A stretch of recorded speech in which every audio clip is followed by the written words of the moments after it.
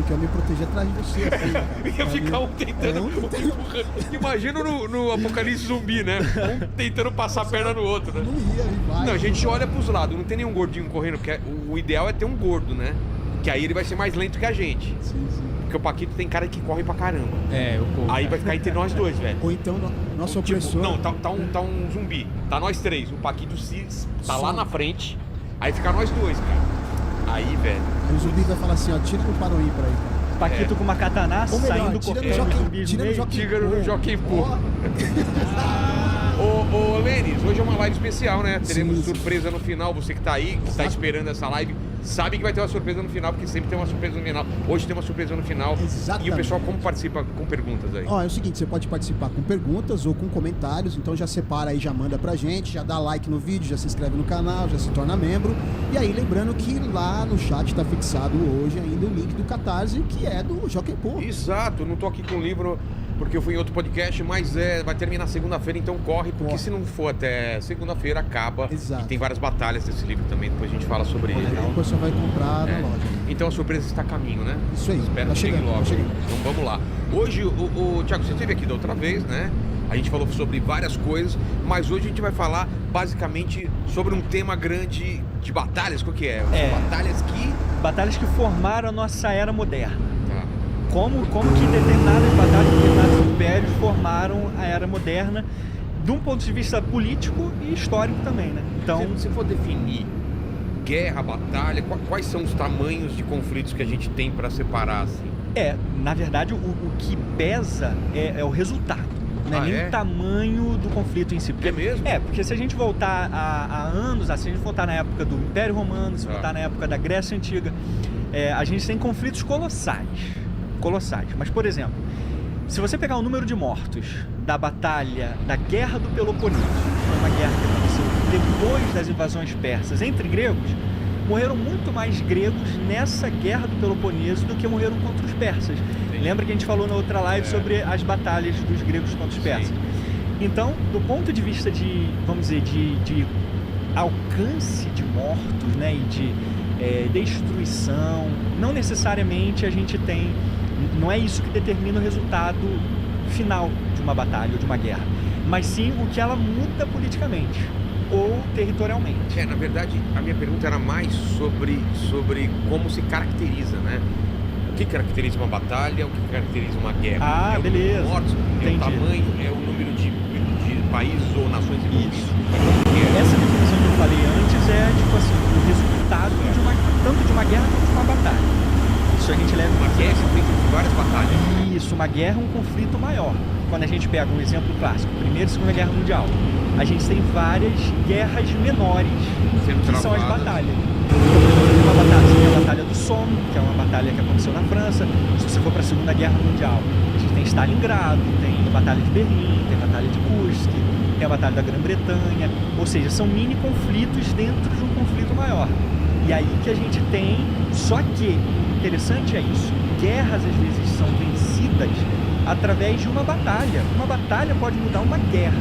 Uma batalha? Uma batalha porque ela... A Primeira Guerra Mundial, por exemplo?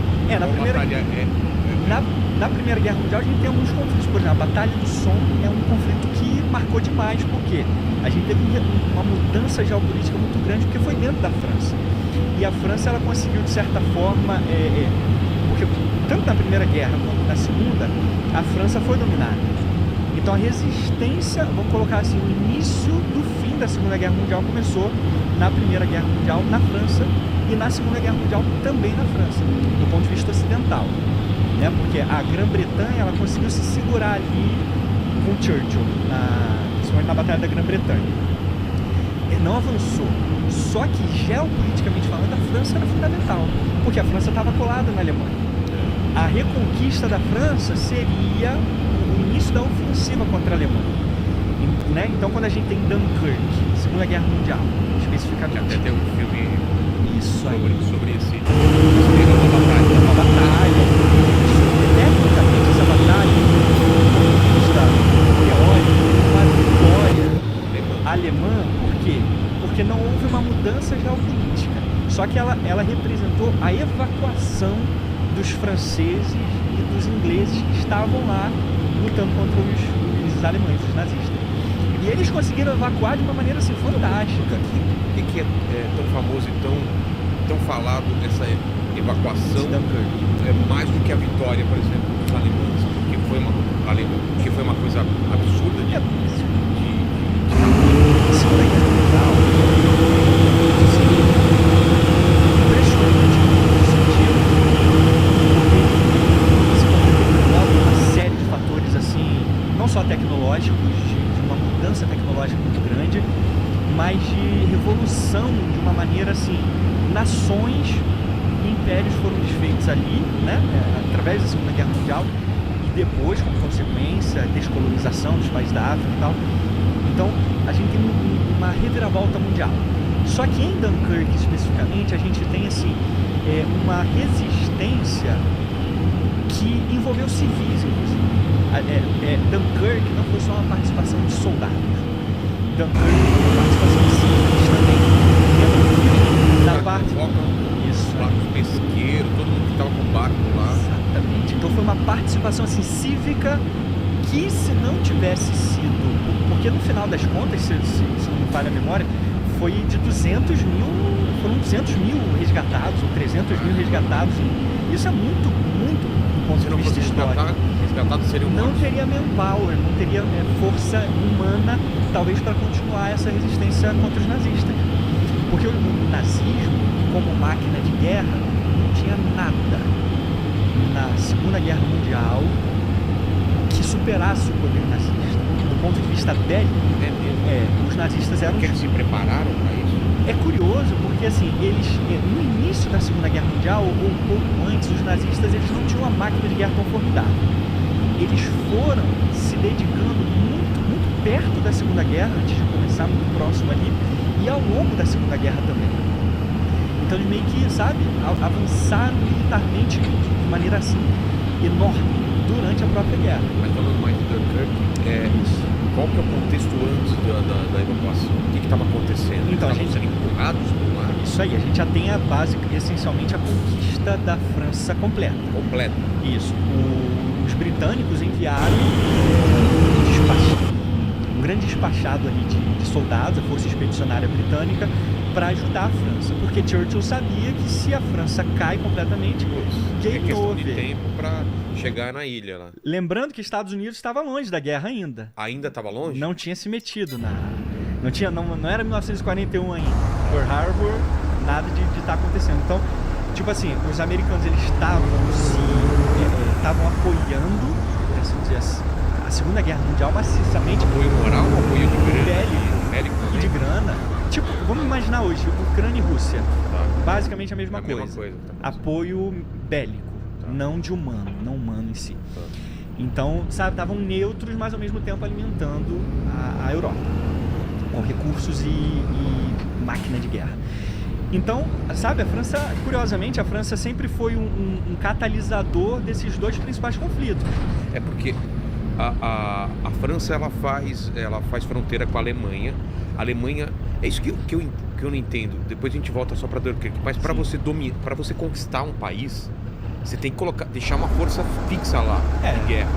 De certa forma você tem que ter um bom destacado ali. Porque a Alemanha, quando ela começa a se expandir, ela vai vir enfraquecendo também, porque ela vai diluindo essa força. Isso. Na verdade, todos os impérios mundiais acontece isso. Eles sempre são diluídos pelo tamanho. Ele acaba colapsando porque ele se torna tão grande que não é mais possível. Então, nesse cenário do Dunkirk, a Alemanha vai lá e falta uma faixa ou ele já está... faltava dominar? Na verdade, assim, ele já domina essencialmente toda a França.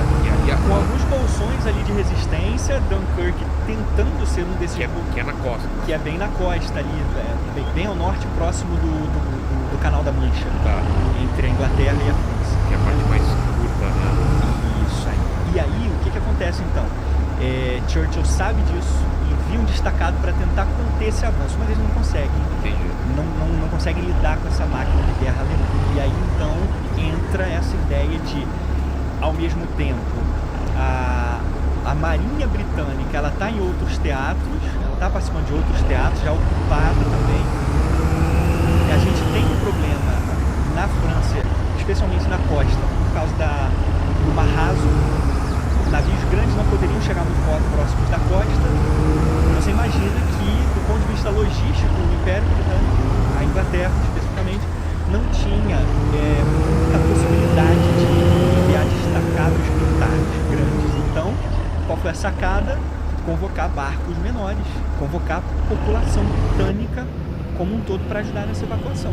E isso envolveu risco de vida, né? Envolveu uma série de fatores assim que... heroísmo, a gente pode dizer. Você gostou do filme? Eu achei muito bom. Cara, ele é muito legal, né? Eu não sou um especialista em Segunda Guerra Mundial, nem Primeira Guerra Mundial. Obviamente, existem detalhes que eu posso não estar lembrando aqui, principalmente do filme. Entendi. Se ele está correto ou não historicamente.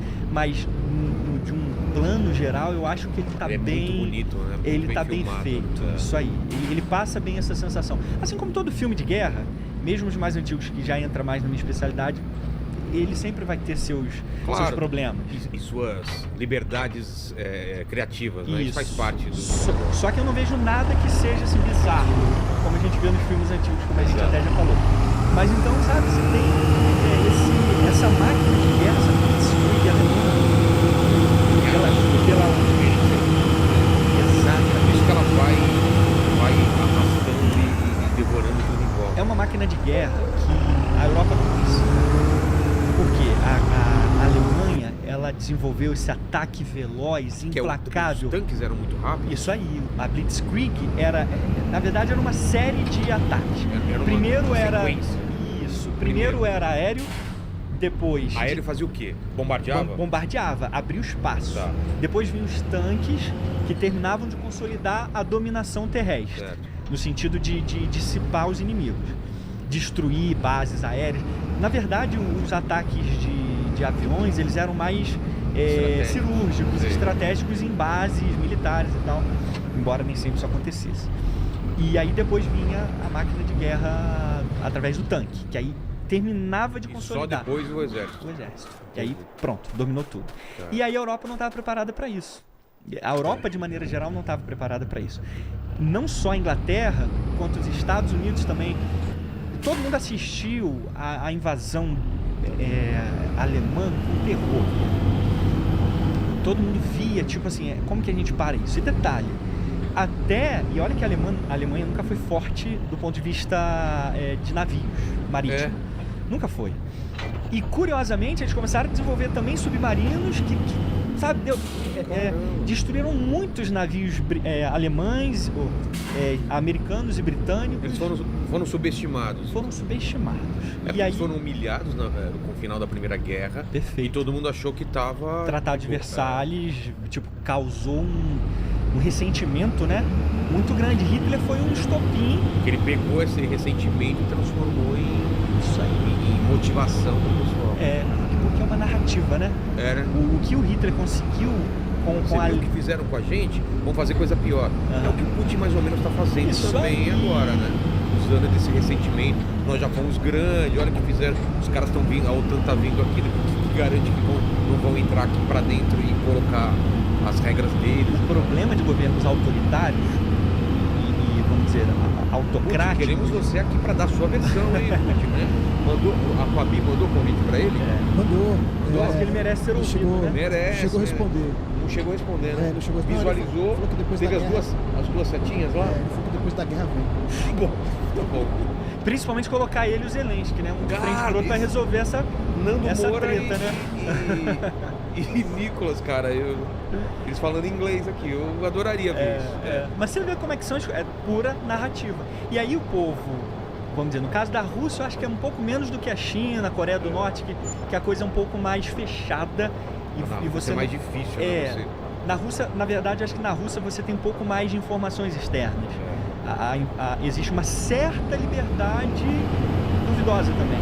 Mas em outros países o governo é mais controlador. Então é mais fácil você formar narrativas assim. Quando você tem um espantalho, onde você não tem o outro lado e nem veículos independentes para tentar verificar aquele ponto. E aí o povo ou entra, porque acaba sendo levado para isso, porque uma propaganda é muito forte.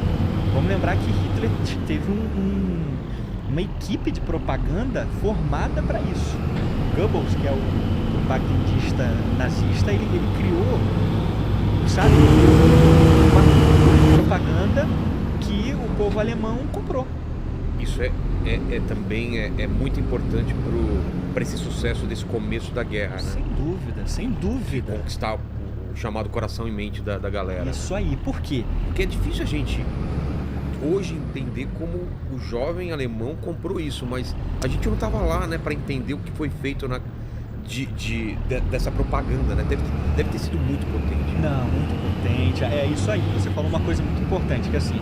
É fácil da gente daqui falar, eu não entraria, não sei, cara. Isso aí, não. Os caras não tinham informação, não tinha internet, escutava o que os caras estavam falando. Isso a gente está falando de menos de 100 anos atrás. A gente está falando de uma história recente. Agora, você imagina quando a gente vai, por exemplo, guerras napoleônicas, ou a gente vai lá pra... Mas o que é entendeu? mais louco, você fala assim, no começo, até entendo os caras comprarem isso aí, mas quando eles começam a ver aquela matança, campo de extermínio e tal, cara, como que os caras conseguem? Uma crise de consciência, como né? que continuaram com isso, né, cara? Mas você sabe qual é o lance? É isso que a gente tá falando aqui, Vilela. Eles entenderam, através de uma propaganda muito inteligente. A gente não tá falando de qualquer nação, a gente tá falando de Alemanha. A Alemanha, ela conseguiu se reerguer de uma forma, assim, colossal com Hitler. É mesmo? Houve um avanço econômico e industrial muito grande. Então, de repente, os alemães lá, ferrados com o Tratado de Versalhes, viram Hitler, né, com aquela narrativa de não, precisamos nos reerguer, e de repente vê dando certo com os próprios olhos. Pera, então, de fato, esse cara quer o nosso bem. Ah, não, e de fato, esses malditos judeus aqui estão, sabe, atrapalhando a gente. Eles entregaram a Alemanha nazista nessa primeira guerra. Então, a culpa é dos judeus, então, sabe? Então, dos imigrantes, dessa depravação cultural. Os judeus foram acusados de depravados culturais. Depravado também? Porque tipo, os judeus eles participavam de atos culturais, jazz, blues, tudo isso na Alemanha. E é um tipo de música, o jazz e o blues, meio que rebelde, né? Então, assim, o judeu enquanto povo, enquanto religião, eles participavam de maneira livre na cultura alemã. Nunca houve esse problema antes, né? Então passou-se a criar uma narrativa tipo, olha só, essa cultura está dentro da gente, dos nossos olhos, lembrando que esse vai deixar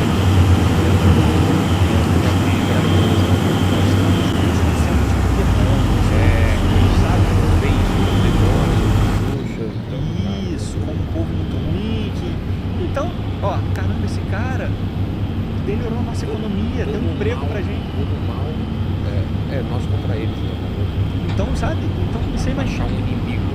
Você imagina isso, então, ao longo de vários anos. E continua a economia crescendo, continua a economia prosperando. A Alemanha começa a competir economicamente com a França, com a Inglaterra, sabe? Então, cara, esse cara sabe o que ele tá falando, ele é nosso herói. Então, a Alemanha, não todo mundo, a gente também pode generalizar, existem dissidentes nazistas, durante a guerra principalmente no final da guerra, de loucura, de paranoia, aí a galera, cara, isso aí tá contado, sabotar,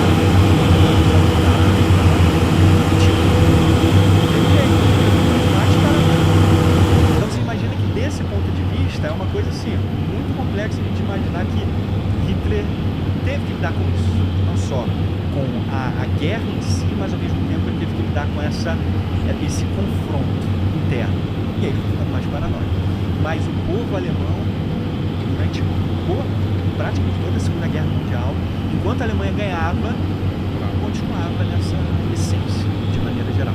E aí, obviamente, essa máquina de guerra que foi criada por Hitler, a Europa não estava preparada para isso. Como eu falei.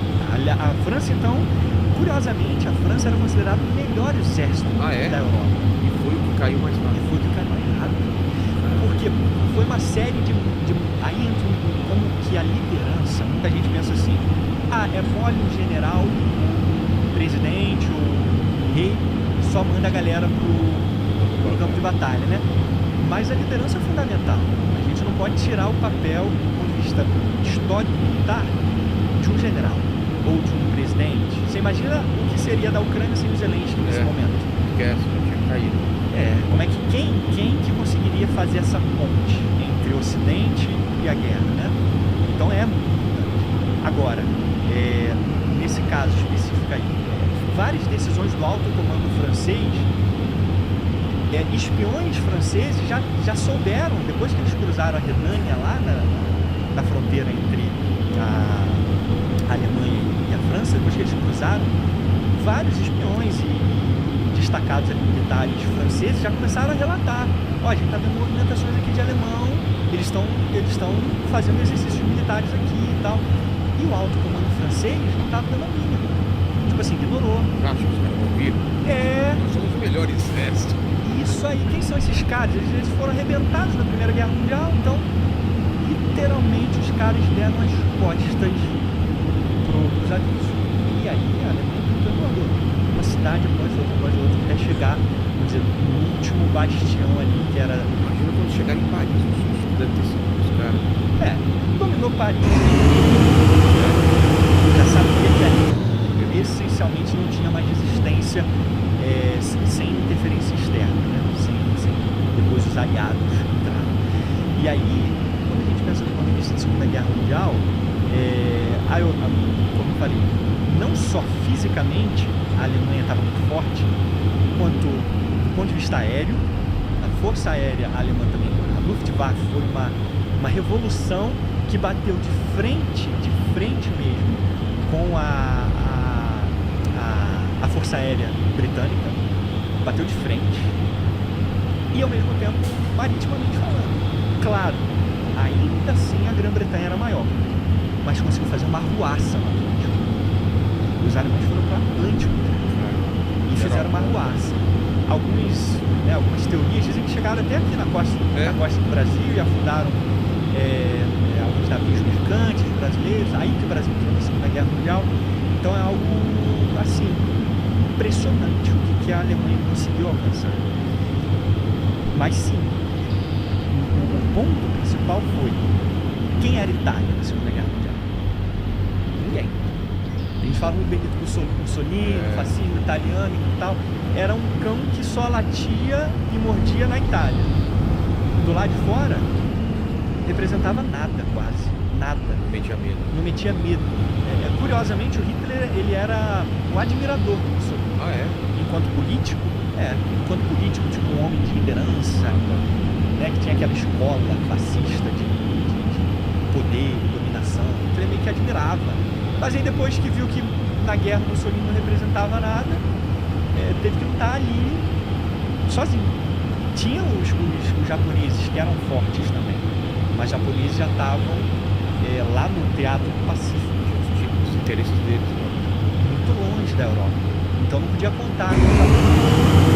E aí, nesse meio tempo, só quem estava lidando, depois da queda da França, só tinha uma força capaz de bater de frente com a Alemanha, Grã-Bretanha. Começando lá com a invasão da Grã-Bretanha pelos nazistas e a Batalha da Grã-Bretanha, que aí Churchill conseguiu. Grã-Bretanha foi bombardeada em vários lugares. Londres foi bombardeada, destruída, assim, vários. Engraçado que Hitler não queria. Hitler gostava tanto da Grã-Bretanha, da cultura britânica, ele era um admirador tão grande que ele não queria bombardear a cidade. Mas aí foi persuadido pelos seus generais e a equipe da inteligência e acabou bombardeando. E aí Churchill, sabe, com a Força Aérea Britânica, conseguiu frear nessa invasão da Grã-Bretanha, que foi assim, o início da luta, vamos dizer, a primeira vitória importante já em 1941, isso aí. Primeira vitória importante contra a invasão nazista. Mas ainda está lutando sozinho lá. Ainda a Grã-Bretanha está lutando sozinha. E a União Soviética? A União Soviética ainda estava meio longe de... vamos lembrar de um detalhe importante. A União Soviética e a Alemanha nazista tinham feito um pacto de amizade antes. Um pacto de amizade que muitas fontes colocam como tipo assim, nós não nos agredimos mutuamente. Pacto de não agressão, que Sim. chamam de pacto de amizade ou de não agressão. Tipo assim, a Alemanha foi e fez o que fez lá na Polônia. Poucos dias depois foi a União Soviética. Então, essencialmente, os dois entraram na guerra juntos. Mas por que a União Soviética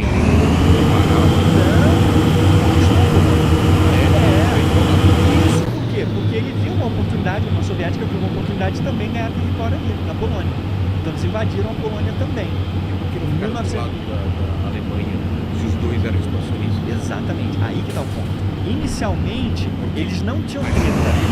Exato.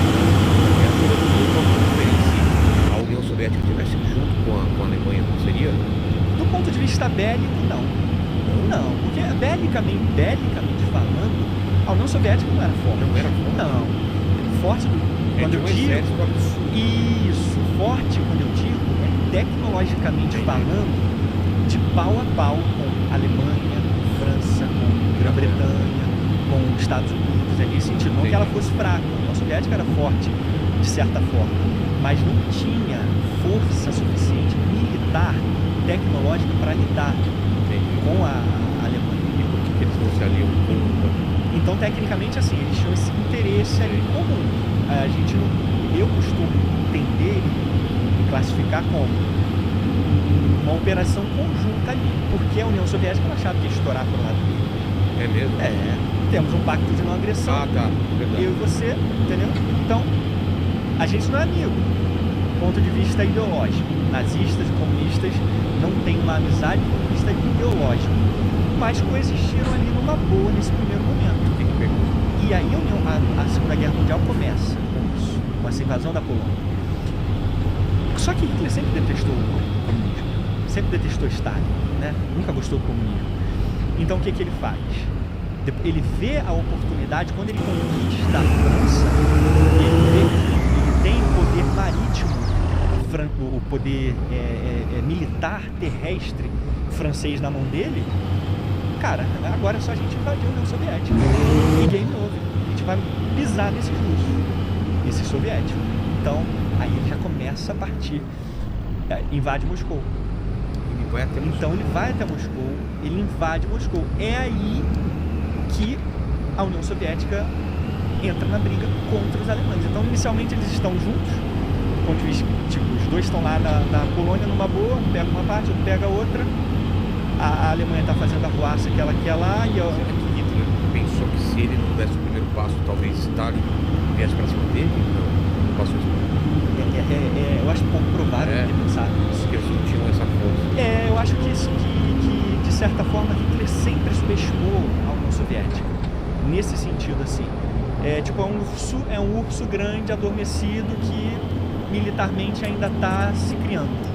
Acabou de sair da revolução, do imperialismo russo e, sabe, não representa risco. Então acho que ele não deve ter não deveria ter medo. O que tinha o medo que Hitler tinha era do comunismo, de certa forma, se infiltrar na Alemanha. Era ideológico mesmo. Isso aí. Esse era o nojo do Hitler, o medo dele era em relação a essa infiltração, não de uma invasão soviética na Alemanha.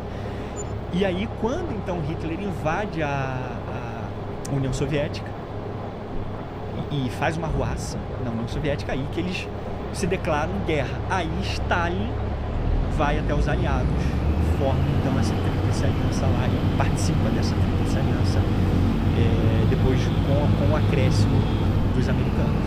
Então foi meio que uma, vamos dizer assim, uma luta forçada. Inicialmente não é essa a ideia. Eles se viram obrigados a lutar. Ficar isentos. Por isso que muita gente diz assim, foram os russos que derrotaram o nazismo e tal. Eu já ouvi várias vezes essa versão. É óbvio que a gente não pode tirar o papel soviético na batalha. Claro que não. Porque, afinal de contas, eles morreram aos milhões. Foram 27 milhões, praticamente, de vamos dizer, entre civis e militares mortos na Segunda Guerra Mundial. Então, tirar esse papel não é nem honesto. Agora, dizer que foram os soviéticos que derrotaram os nazistas, é claro que não. Porque os soviéticos sozinhos, eles não